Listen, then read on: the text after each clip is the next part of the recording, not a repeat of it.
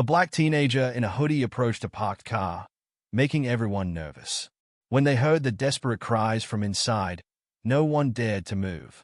What he did next left the crowd in tears. The alarm buzzed at 6 a.m. Marcus Johnson rolled over in his cramped bed, his hand smacking the plastic clock on the nightstand. Through the thin walls of their apartment, he heard his mom getting ready for her morning shift at the hospital. "Marcus, you up?" Sarah Johnson called from the kitchen. "Yeah, Mom." He sat up, rubbing his eyes. His blue hoodie hung on the back of his desk chair, worn but clean. He'd washed it last night, like every night. It was his only one.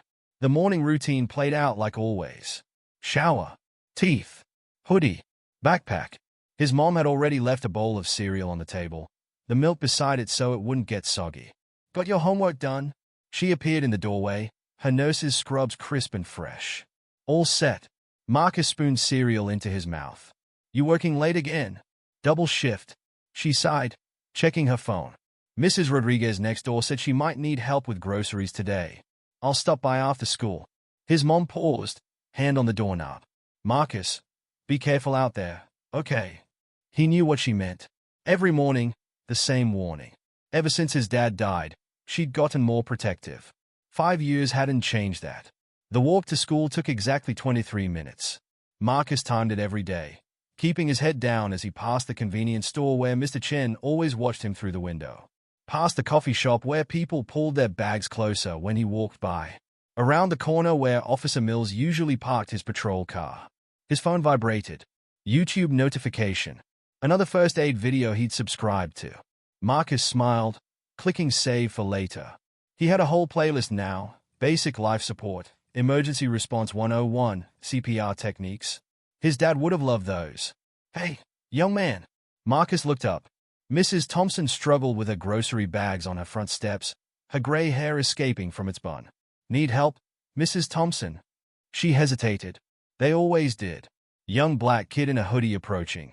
He saw that flash of uncertainty cross her face. But he'd helped her before, and slowly, the neighborhood was learning. "Would you mind? These old bones aren't what they used to be." Marcus jogged up the steps, carefully taking the bags. "Where do you want them?" "Kitchen counter, please." Doors open. Inside, he placed the bags exactly where she liked them, right side of the counter, handles facing out. Little details he'd learned over time. "Thank you, Marcus." She pulled $1 from her purse. "No need, Mrs. Thompson. I got class anyway." Walking away, he heard her telling someone on her porch. "That's Sarah's boy.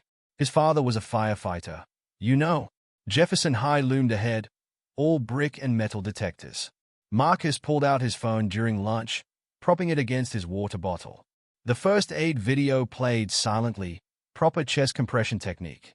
He mimicked the hand position on his textbook. Studying that rescue stuff again, Andre dropped into the seat across from him. "Yeah, there's this new technique for dash. Man, you sound just like your old man." Andre grinned. "Always trying to save somebody." Marcus's throat tightened. "Yeah, well, hey, you coming to basketball practice?" "Can't. Got work after school. Need to help Mom with rent." The afternoon classes dragged. Marcus took notes in biology, thought about how the circulatory system worked like his dad explained once. Physics was all about pressure and force, useful for understanding how to break car windows in emergencies. His mind always went there. At home, he set up his usual practice dummy, pillows arranged on his bed. The YouTube video played on his laptop while he practiced chest compressions. 1, 2, 3, 4. His phone buzzed.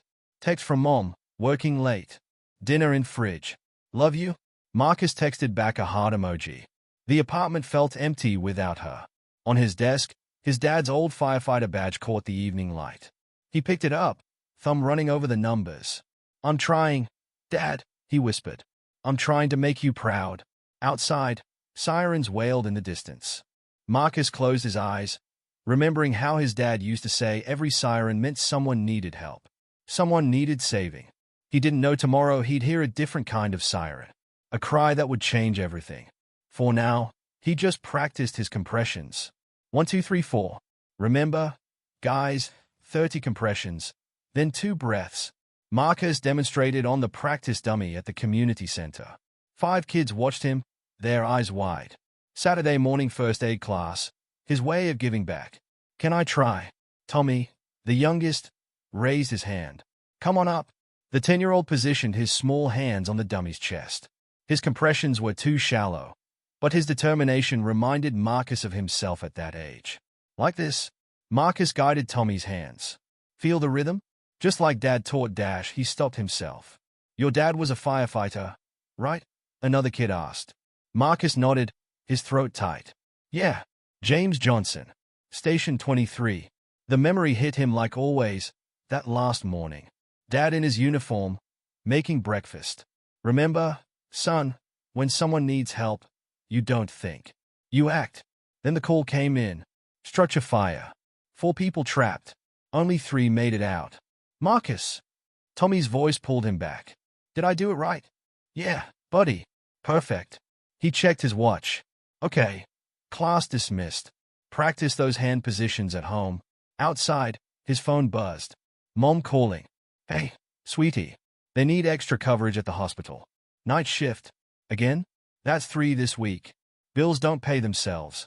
She paused. Could you pick up some groceries? The card should have enough. No problem. Love you. Love you too. Be safe. The supermarket parking lot stretched out before him, a maze of cars baking in the afternoon sun.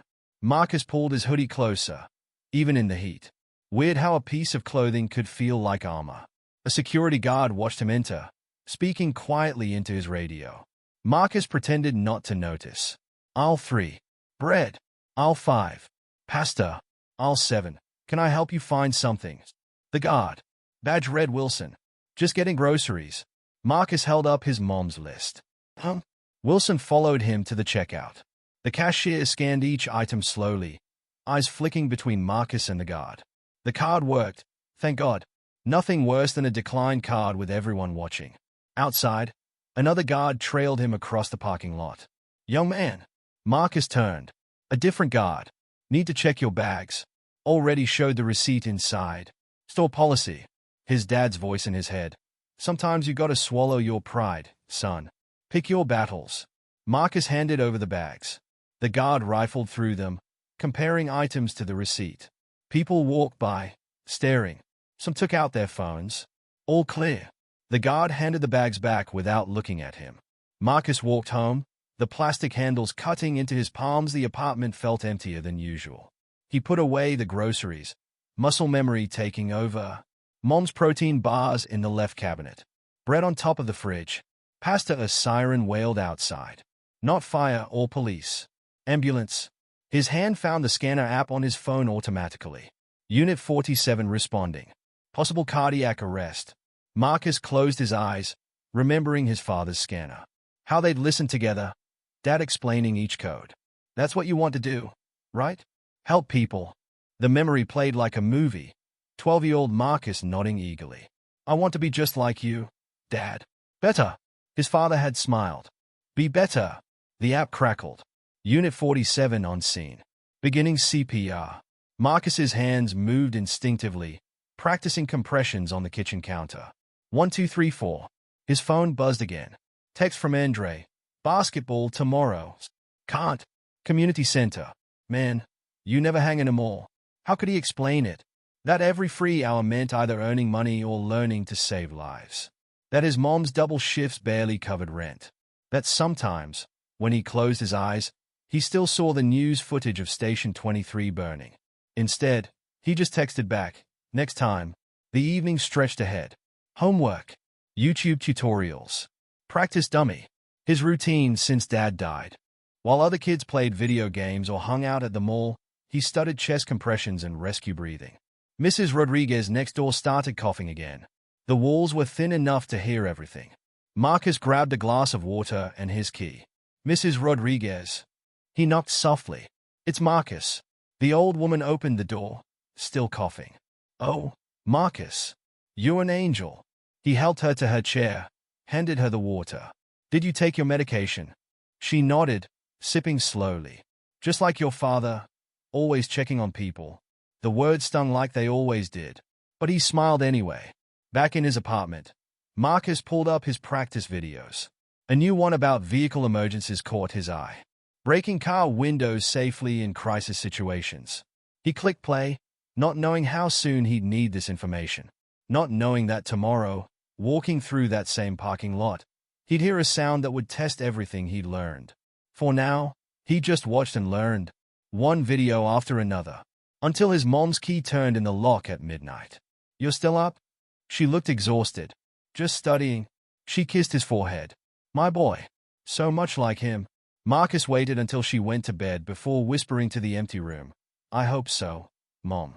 I really hope so." Outside, another ambulance siren faded into the night. Someone else who needed help. Someone else who needed saving. Tomorrow, it would be his turn. The afternoon sun beat down on the supermarket parking lot. Marcus walked his usual route home from school, backpack heavy with textbooks. His blue hoodie was too warm for the weather, but he wore it anyway.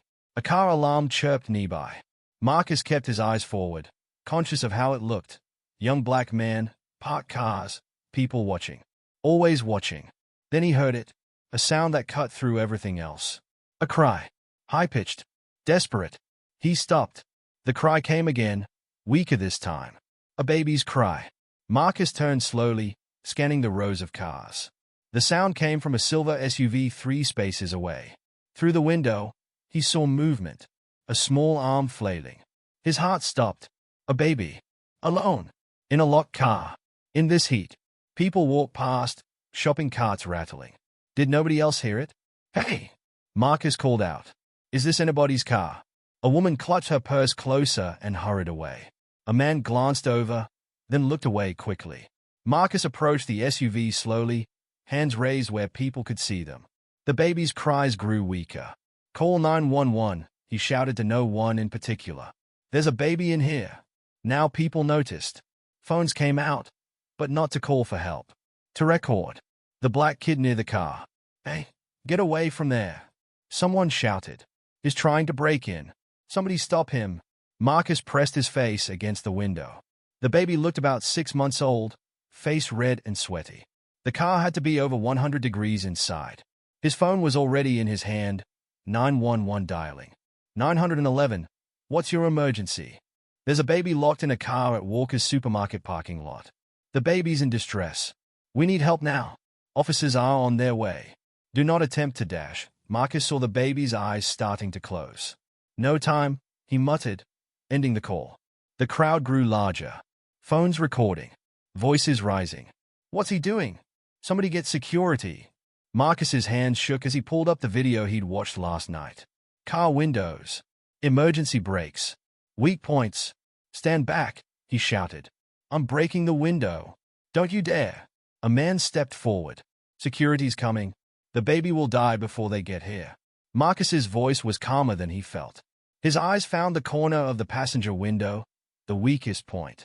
Just like the video showed. He pulled off his hoodie, wrapping it around his elbow. "Stop him. He's going to steal dash." The sound of breaking glass cut through everything. Pain shot through Marcus's arm as he cleared the remaining glass. Car alarms blared. People screamed. But all he heard was the baby's weak cry. Reaching through the window carefully, he pulled the manual lock. The door opened with a click. Hot air blasted out. The baby's skin was slick with sweat, eyes barely open. "It's okay," Marcus whispered, lifting the baby out carefully. "I got you. I got you." His first aid training took over. Check breathing. Check pulse. The baby was overheated but alive. "Does anyone have water?" he called out. "And something for shade." The crowd stood frozen, phones still recording. "Please." The desperation in his voice broke through. A teenage girl stepped forward with a bottle of water and a light scarf. An older woman helped him wet the scarf, placing it gently on the baby's head. "Where's the mother?" someone asked. "Call an ambulance. Police are coming." Marcus held the baby close, remembering his training. "Keep calm. Monitor breathing. Wait for help." Sirens approached. His heart raced. How would this look? Black teenager, broken window. Someone else's baby in his arms. Oh my God. My baby. A woman burst through the crowd. Young. Well-dressed. Face twisted in panic. "I was only gone for a minute." She reached for the baby. "I forgot. I thought dash." Marcus handed the baby over carefully, explaining in a rush. The car was too hot. The baby was in distress. I had to break the window. An ambulance is coming. Police cars pulled up. Officers jumped out, hands on weapons. Hands where we can see them. Marcus raised his hands slowly, turning. His blue hoodie lay on the ground, covered in glass. Wait! The mother stepped forward, baby clutched to her chest. He saved my baby. He saved my baby's life. The next few minutes blurred together. Paramedics checking the baby. Police taking statements. People from the crowd showing their videos. The kid did everything right, one paramedic told the officers. Any longer in that car? Marcus sat on the curb, answering questions. Yes, he knew first aid. Yes, he broke the window. Yes, that was his hoodie. His phone buzzed. Mom. Hey, sweetie. You okay? Mrs. Thompson called. Said something about you at the supermarket. I'm fine, Mom. His voice cracked. But I might need a new hoodie. As he explained what happened, Marcus watched the mother talking to police, her baby now safely in the ambulance. She kept looking over at him, her expression unreadable. He didn't know then about the black SUV that would show up tomorrow. Didn't know how this moment would change everything. Right now, he just knew one thing.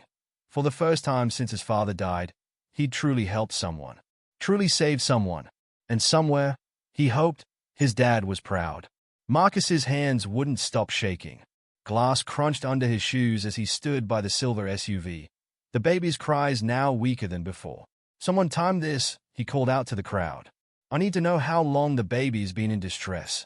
4 minutes since you got here, a teenage girl with a phone answered. The mother was still nowhere in sight.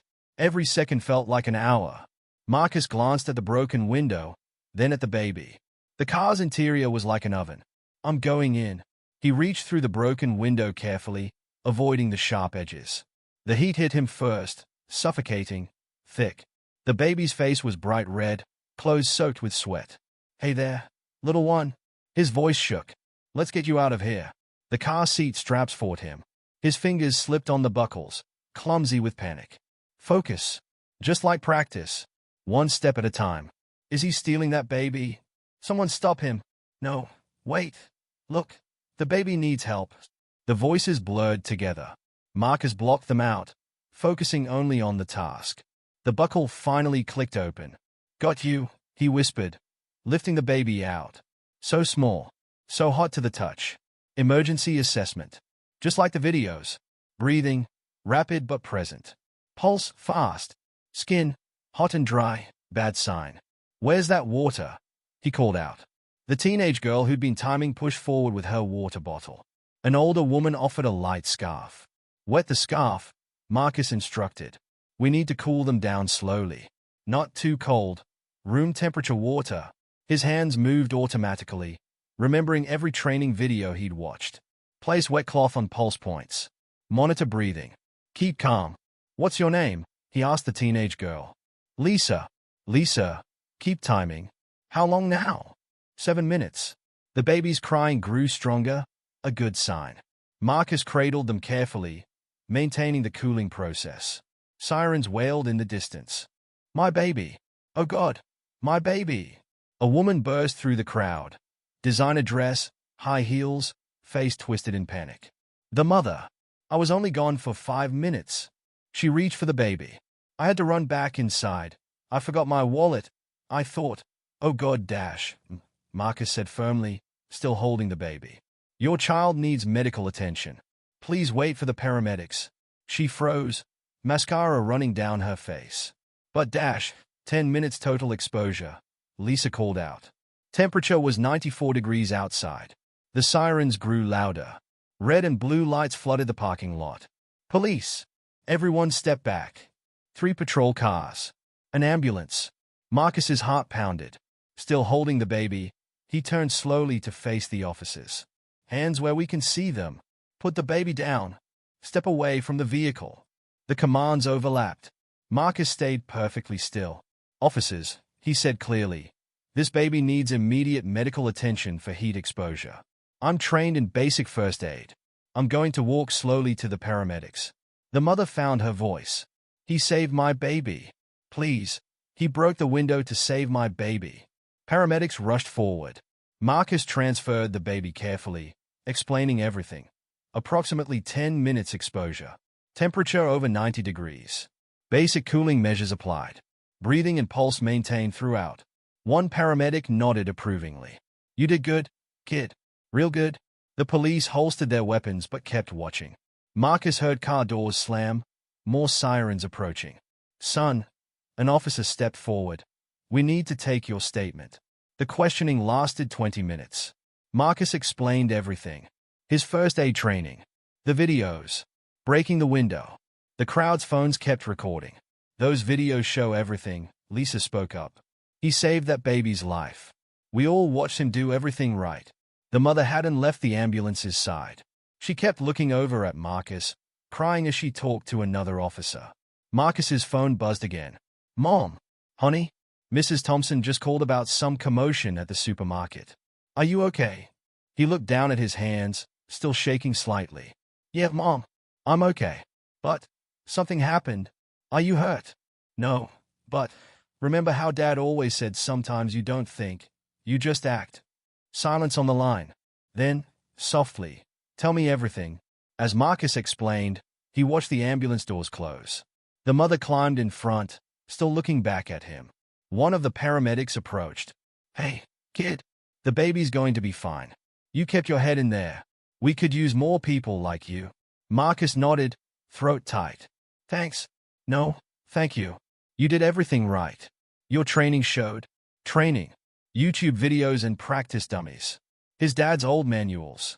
All of it leading to this moment. The crowd started dispersing. Police took final statements. Someone handed Marcus the remains of his blue hoodie. You're gonna want to keep that, the officer said. Might be worth something someday. Marcus didn't understand what he meant. Didn't know about the videos already going viral. Didn't know about the black SUV that would park outside his house tomorrow. Right now, he just stood in the parking lot, holding his torn hoodie, watching the ambulance drive away. His phone buzzed one more time. A text from his mom. Your father would be so proud. For the first time all day, Marcus smiled. The video hit 100,000 views overnight. Marcus stared at his phone screen, watching himself break the car window for the 100th time. Local teen hero saves baby. Channel 7 News, watch this brave young man save a life. Daily Metro, teen breaks car window, saves baby from heat. City Times' mom sat beside him on their worn couch, still in her scrubs from the night shift. They want an interview, Marcus said quietly. Channel 7, what do you want to do? Before he could answer, his phone buzzed again. Unknown number. Hello, is this Marcus Johnson? A woman's voice. Professional. This is Claire Matthews from Good Morning America. Marcus ended the call. 5 minutes later, another one. NBC. Then CBS. Then local stations. Make it stop, he whispered. His mom took his phone, silencing it. You don't have to talk to any of them. The doorbell rang. They both jumped. Through the peephole, reporters. 3 of them. Cameras ready. Back door, his mom said. Go to school. I'll handle this. Marcus grabbed his backpack. No hoodie today. It was still in pieces, covered in glass. The walk to school felt different. People stared, not the usual stares. They recognized him. That's him, the guy from the video. Can I get a picture? He kept walking, head down, just like always. But nothing was like always anymore. Jefferson High's metal detectors beeped as usual. But today, the security guard smiled at him. Good job yesterday, son. Real good job.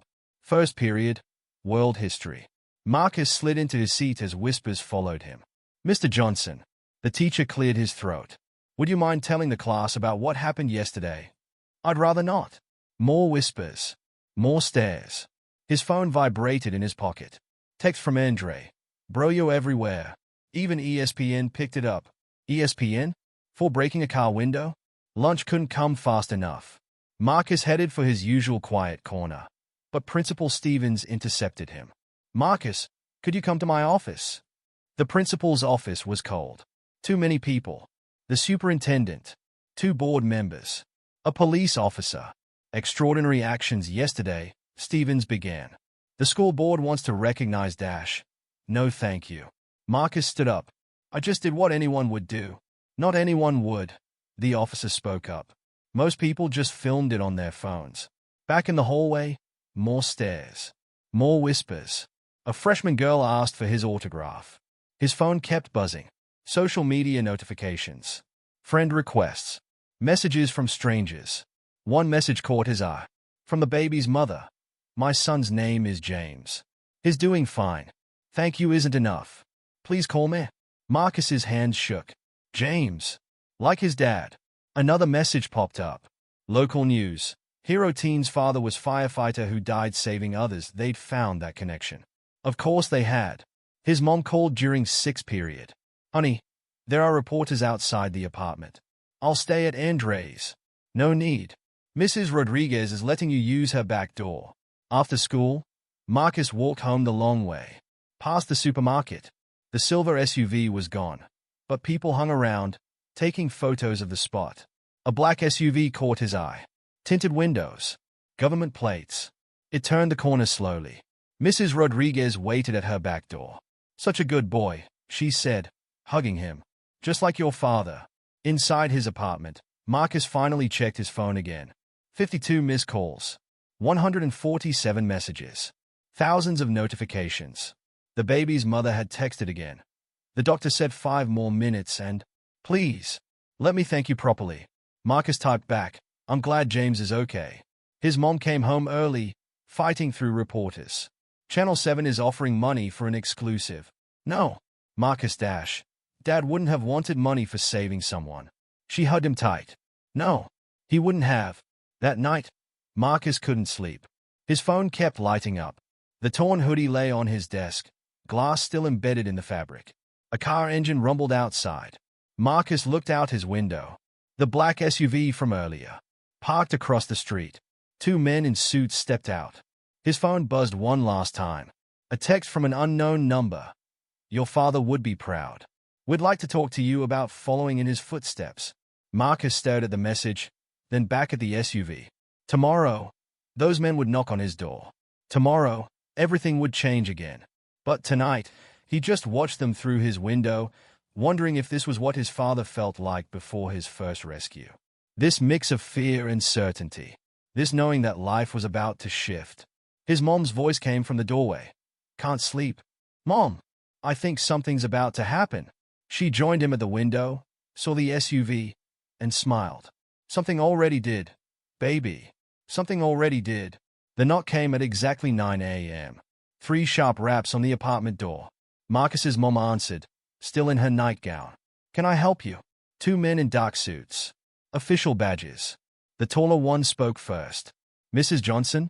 I'm Michael Rivera from the Firefighters Foundation. This is my colleague, David Chen. We'd like to speak with you and your son. Marcus stood in the hallway, watching. The black SUV was still parked outside. Come in, his mom said, voice tight. She knew that foundation. Dad had worked with them. The men sat on their couch, declining coffee. Rivera opened a leather folder. Marcus, he said, what you did yesterday, it reminded us of someone. My dad, Marcus said quietly. Yes, James Johnson. He saved my daughter from a house fire in 2018. Chen spoke for the first time. 6 months before he died. Marcus's hands clenched. No one had ever told him that story.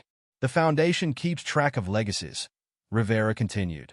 Children of firefighters who show the same instinct. The same courage. I just broke a car window. No. Chen leaned forward. You assessed the situation, took immediate action, and saved a life. Just like your father would have. Marcus's mom sat beside him, gripping his hand. Rivera pulled out some papers. We'd like to offer you a scholarship. Full emergency response training. EMT certification. Everything you need to follow in your father's footsteps. The room went silent. Marcus stared at the papers. Why? Because talent like yours shouldn't go to waste, Chen said. And because I owe your father my daughter's life. Marcus's phone buzzed. Another news station wanting an interview. He ignored it. There's more, Rivera said. The baby you saved? James Martinez. Marcus nodded.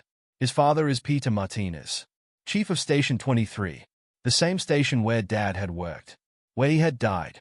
Peter wants to meet you, Chen added. They all do. The whole station. Marcus stood up suddenly, walking to his room. He came back with a torn hoodie. I can't afford new training, he said. I can barely afford a new hoodie. That's why we're here. Rivera smiled. The Foundation takes care of its own. And you're one of us now, whether you want to be or not. Marcus, his mom spoke softly. Your father would dash. I know. He cut her off. He'd say help comes in unexpected ways. Chen pulled out a card. The Martinez family is hosting a dinner tonight. Station 23 will be there. So will the Foundation board. And the press. Marcus asked sharply. No press. No cameras. Just family. Family. The word hit hard. Can I think about it? Of course. Rivera stood. The dinner's at 7. Your choice. They left their cards. The sound of the SUV engine faded away. Marcus's mom held the scholarship papers, hands shaking. Baby, this is everything you've wanted. Everything your father wanted for you. What if I'm not ready? You were ready yesterday. His phone buzzed again. The baby's mother, Mrs. Martinez, please come tonight. Let us thank you properly. Marcus picked up his dad's old badge from the desk. The metal felt warm. Mom? Yes? Baby? Can you help me find something nice to wear? 7 o'clock came too fast. Another black SUV, this one sent by the Foundation. Marcus wore his father's old dress shirt, slightly too big. Station 23 looked different at night. No trucks, no sirens, just cars parked outside and warm light from the windows. Ready? His mom squeezed his hand. Inside, the station had been transformed. Tables set up, food everywhere, and people, so many people in uniform. Marcus. A man stepped forward, tall, gray at the temples. Chief Martinez. Son, I can't thank you enough. He was holding baby James. My wife, she's still shaken up. Bad day at work. Forgot her wallet. Is he okay? Marcus asked, eyes on the baby. Thanks to you? Perfect. Martinez's voice cracked. Your father, he'd be so proud. More people came forward. Firefighters who'd worked with Dad. Foundation members. Chen's daughter, now a teenager, who Dad had saved. Speech, someone called out. Marcus shook his head. But Chief Martinez was already clinking his glass. Marcus Johnson, he began. Yesterday, you proved that heroism runs in families. Your father was one of our best. He saved lives without hesitation, without fear. Yesterday, you did the same. The room went quiet. The Foundation is offering you training.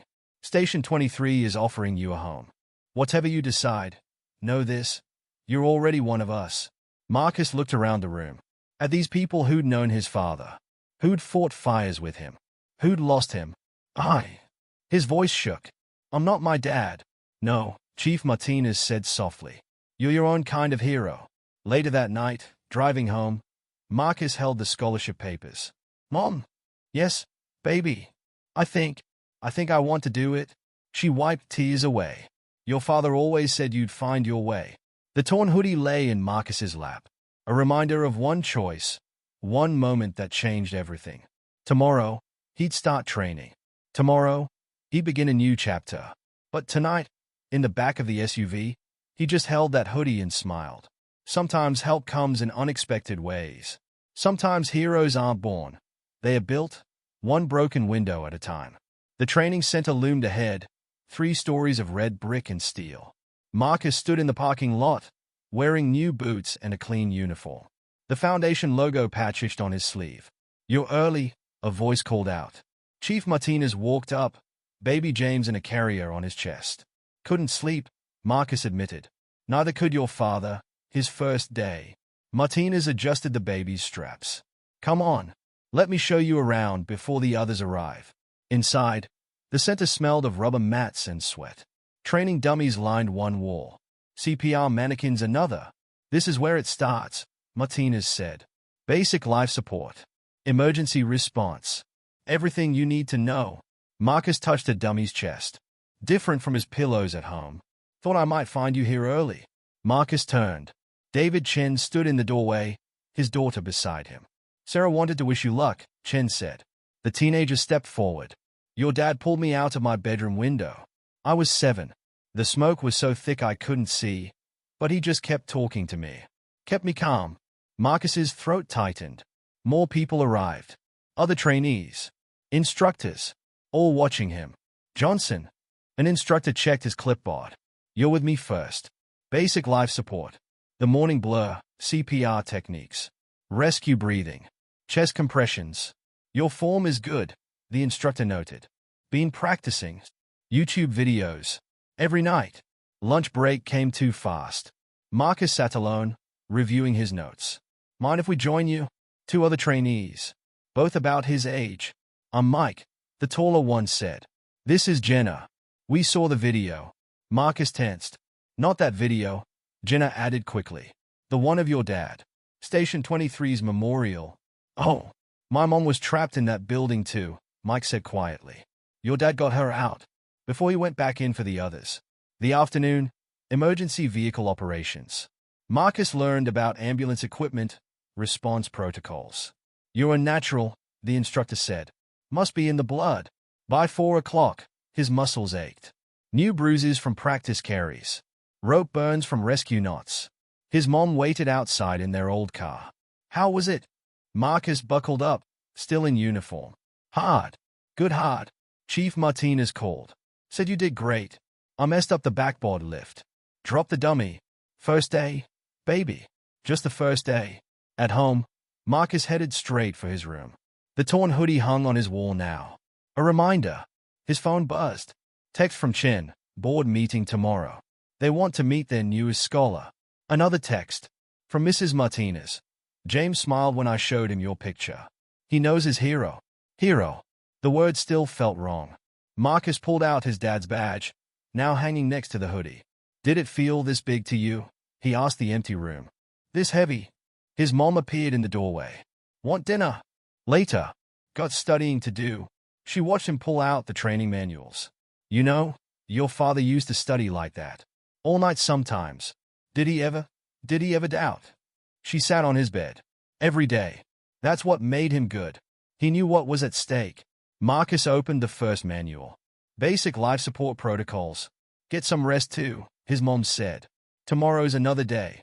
But Marcus kept reading. Past midnight. Past his mom's bedtime. Past the point where the words blurred together. His phone lit up. Text from Chief Martinez. Your father's locker at Station 23. It's still there. When you're ready, it's yours.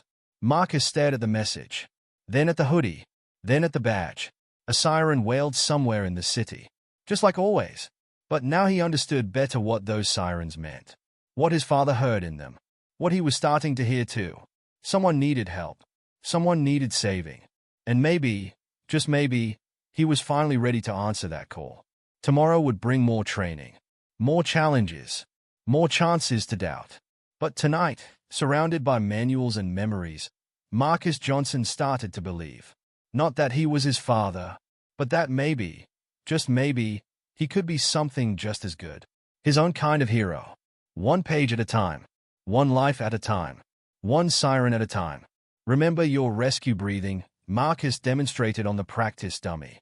Tilt the head back. Clear the airway. 20 kids watched him in the community center. Not 5 like before. Word had spread. My mom saw you on TV, one boy said. With the baby in the car. That's not what we're here to talk about. Marcus adjusted the dummy's position. Who wants to try? Every hand shot up. 3 weeks into his foundation training, and Saturday mornings were still for teaching. But now he had real equipment. Real techniques to share. Okay, Tommy, you're up first. The 10-year-old approached the dummy, hands positioned exactly like Marcus taught him. Perfect, Marcus smiled. You've been practicing. Every night. Just like you did. The door opened. Chief Martinez walked in, baby James strapped to his chest. Don't let me interrupt, he said, taking a seat. Carry on, Instructor Johnson. The title still felt strange. Like his new uniform. Like everything since that day in the parking lot. 30 compressions, Marcus continued. Then 2 breaths. Remember the rhythm. His phone buzzed. Text from his mom, Station 23 called. They need you after class. The next hour passed quickly. Kids practicing CPR. Marcus moving between them, adjusting hands, checking form. You're good with them, Martinez said afterward. Natural teacher. Just showing them what I learned. That's all teaching is. Martinez adjusted James in his carrier. Ready to see your locker? Station 23 looked different in daylight. Trucks gleaming. Equipment ready. Through here. The locker room smelled of smoke and soap. Martinez stopped at the end row. James Johnson, the nameplate read. Below it, a new one, Marcus Johnson. We kept everything, Martinez said softly. Thought you might want it. Marcus opened the locker. His father's spare uniform hung inside. Photos taped to the door. Mom younger, Marcus as a baby, Station 23's old crew. The combination's your birthday, Martinez added. Your father never changed it. Something caught Marcus's eye. A notebook, worn and water-stained. His training notes, Martinez explained. He wrote down everything. Marcus opened it carefully. His father's handwriting filled every page.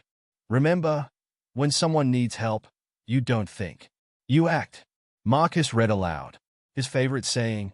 Martinez smiled. Now it's yours too. Back home, Marcus spread the notebook on his desk, next to his own training materials. Next to the torn hoodie. His phone buzzed. Text from Mrs. Rodriguez next door. Channel 7 here again. Don't use front door. Another buzz.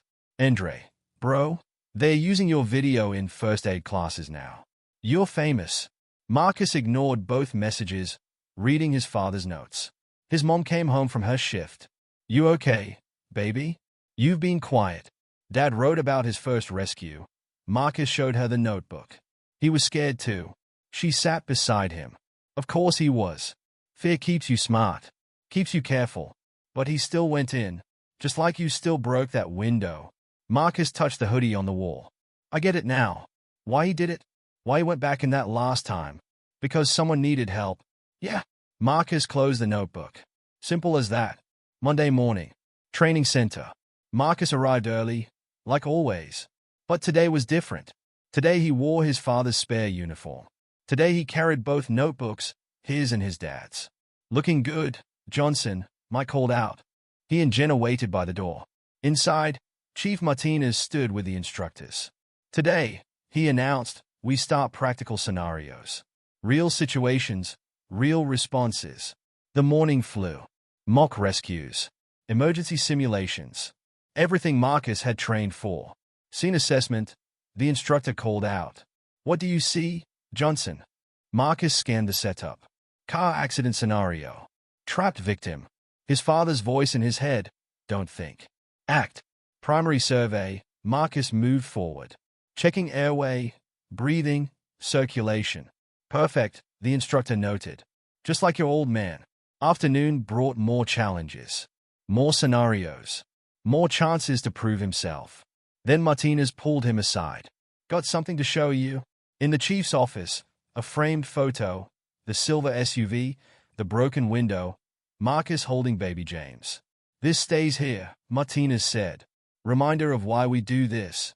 Marcus stared at the photo, at his torn hoodie, at his youngest self, not thinking, just acting. Chief! Yeah, I'm ready for my father's locker. Really ready? Martinez smiled. I know you are, son. I know you are.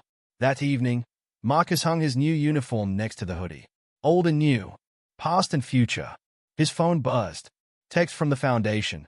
Board meeting tomorrow. Bringing cameras this time. For once, Marcus didn't mind. Because now he understood. Some stories needed telling. Some moments needed sharing. Not for fame. Not for glory.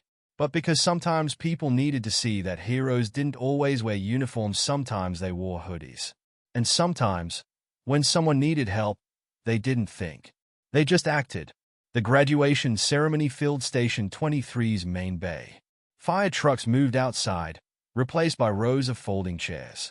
Marcus stood in his father's old locker room, adjusting his new uniform. Ready? Chief Martinez asked from the doorway. Almost. Marcus touched the torn hoodie, now framed beside his father's badge. Both would hang here permanently. 6 months had passed since that day in the parking lot. 6 months of training, learning, growing. Full house out there, Martinez said. Whole foundation board. News cameras too. Good? Marcus smiled. Got something to show them. The ceremony started at noon. Marcus sat with his fellow graduates, Mike, Jenna, 20 others. His mom in the front row, still in her nurse's scrubs. She'd come straight from her shift. Mrs. Rodriguez sat beside her, dabbing her eyes. Even Mr. Chen from the store showed up, the one who used to watch Marcus through his window. Today, Chief Martinez began. We celebrate not just graduation, but transformation. Not just training, but tradition. Baby James squirmed in his carrier. Now bigger, stronger. His mother bounced him gently. 6 months ago, a young man broke a car window to save a life. Today, that same young man leads our youth emergency response program. Marcus thought about those kids at the community center.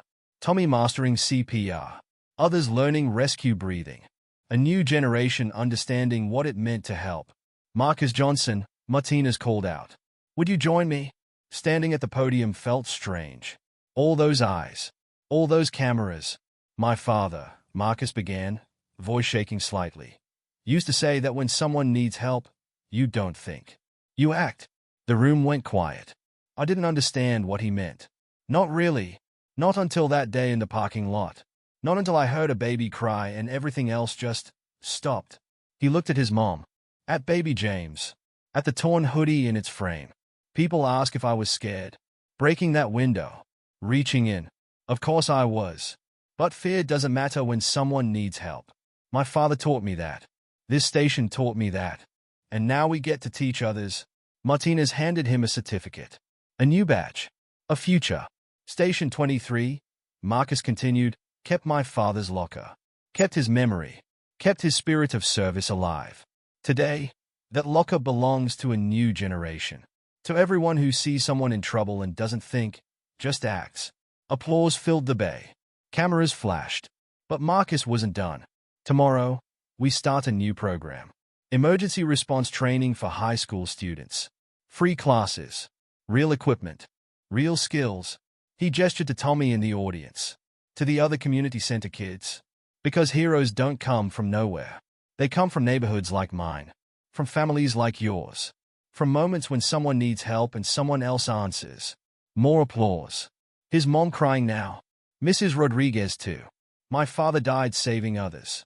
For a long time, I thought that meant I had to be exactly like him. Had to fill his boots. Had to carry his legacy. Marcus touched his new badge. But that's not what he would have wanted.